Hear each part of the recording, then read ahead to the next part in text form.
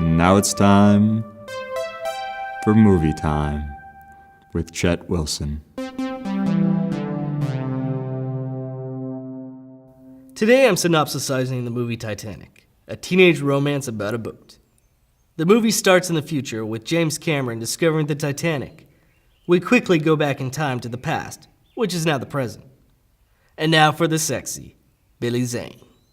He's purchased tickets for himself, his girlfriend, and some old broad for the maiden voyage of this hella big boat. They're fancy and obviously have never seen water.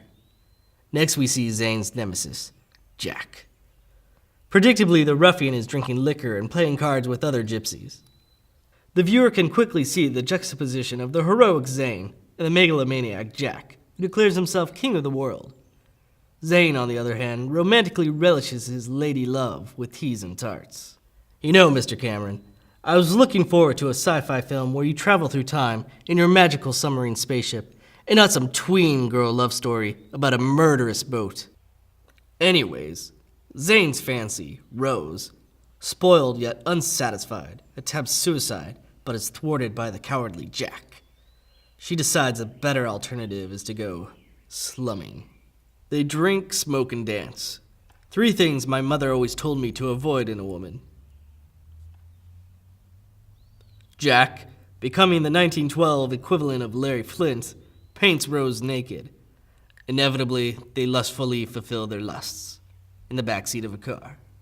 The ugly iceberg of fornication rears its head, tearing lusty holes in her supple frame, causing the vessel to crash. And, spoiler alert, this unsinkable monument to hubris sinks. Master Zane, lovelorn yet undefeated, grabs his gun and upon finding Jack, nobly handcuffs him to a pipe. Sumptuous Zane heroically pleads with Rose to enter a lifeboat, but the harlot abandons him yet again. She quickly finds Jack, as the cold Atlantic waters begin rushing in and they escape to the top deck. The Titanic begins to be swallowed up by Poseidon, and the old tramp sinks, but Rose and Jack jump to safety. Rose, seeing the error of her ways for betraying Zane, takes revenge on Jack, watching him slowly freeze as the life drains from his eyes. Unfortunately, Celine Dion survives to sing about it. The future is now the present, and the past is a long time ago. We see Rose, a shriveled old sea hag holding a seer stone, which has been the conduit for time travel. Knowing the power is too great for James Cameron, she hurls the stone back from whence it came. Selfish.